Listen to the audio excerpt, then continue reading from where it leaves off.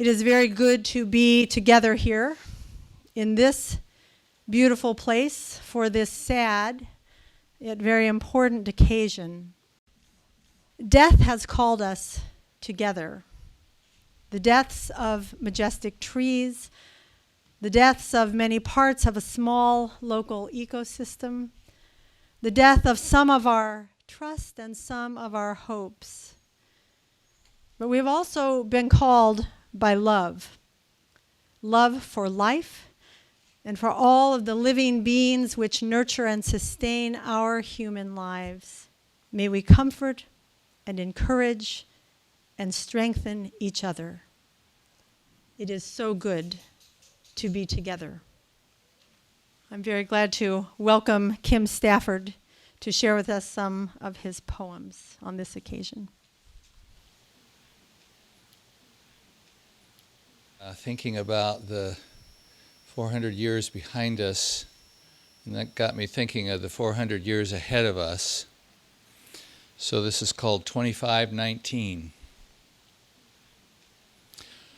When they consider the rings of the tree you plant today, they will celebrate the concentric center and say, "This is the year Greta crossed the sea." This is the year they gathered to lament, then turned lament to frenzy. As fire pries open a fisted cone to scatter seed, they made grief seed action. By the rings ever outward, our descendants will trace the great change.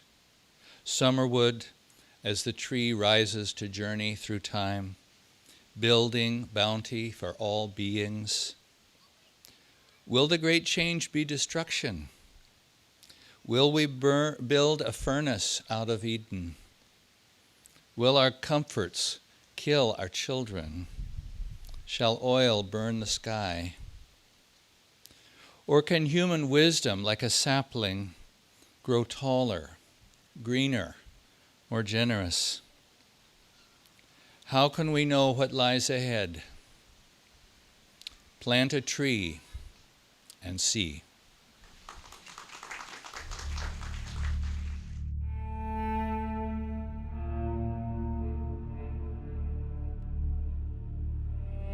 Sometime a long time ago, in a forest west of town, foresters led school children on a field trip through an Oregon squall. I came along holding my daughter's hand.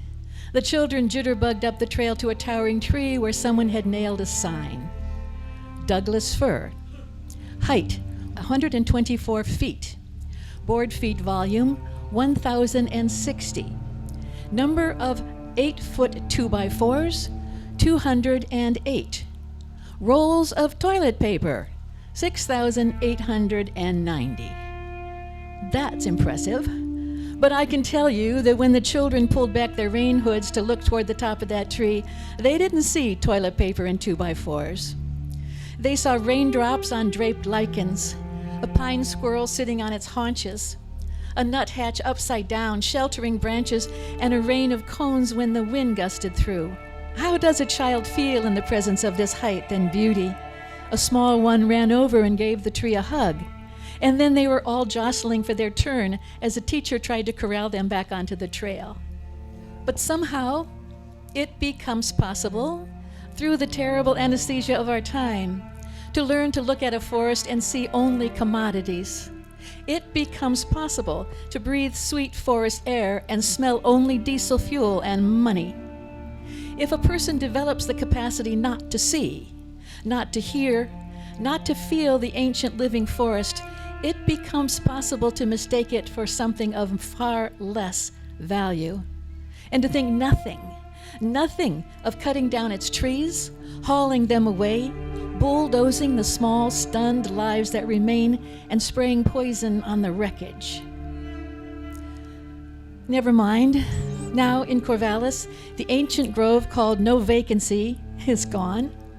15 mossy acres of an ancient community of towering trees, spider webs, and wildflowers traded away for $460,000.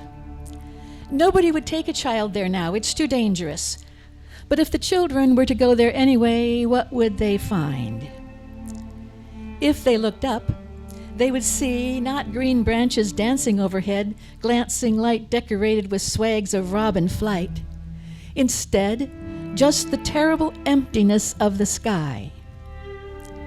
If they listened, they wouldn't hear birdsong and chittering squirrels, footfalls on moss, fog dripping. Instead, just the terrible silence of the empty sky. What would they feel? Not the comfort and exhilaration of the breathing lives, but the terrible sadness of the empty sky. We mourn the passing of an ancient grove that 4 centuries quietly, steadfastly sheltered us and made us glad and grateful. But it's a far more crushing sadness to learn that those awful deaths were needless, muddled, the result of misunderstanding, what Dean Davis calls a mistake. That's a shameful mistake for a college that calls itself a trusted authority and world leader.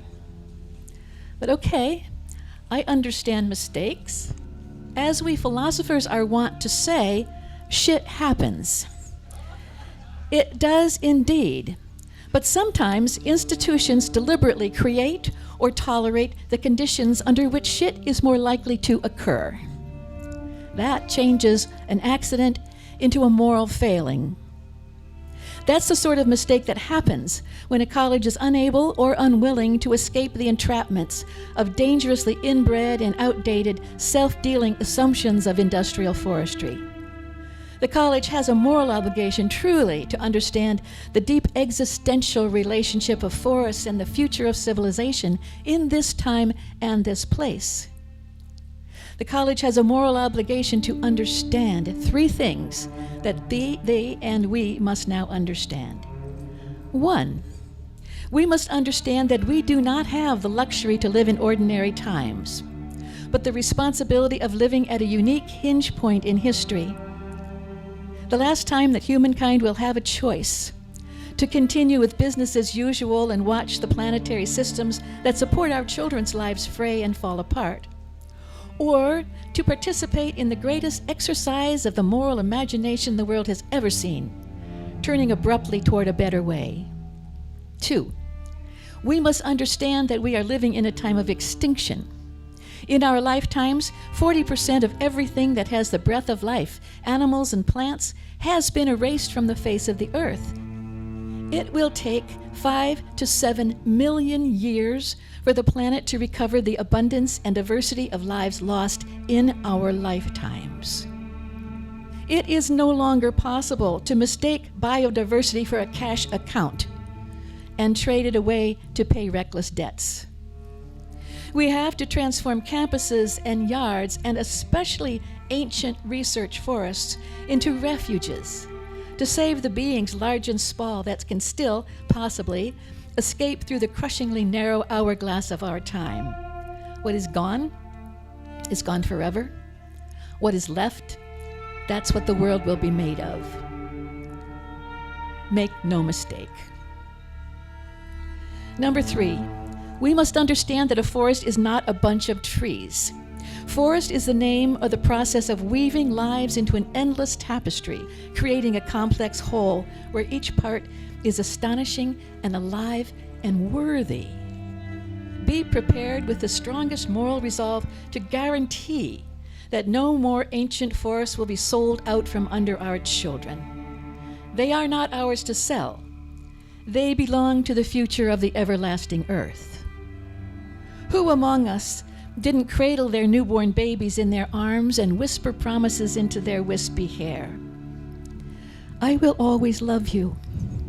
I will keep you safe. I will give you the world. We didn't mean, I will give you whatever is left scattered and torn on the table out of this great cosmic going out of business sale. We said, I will give you this beautiful, life-sustaining, bird-graced, tree-shaded, rain-polished world.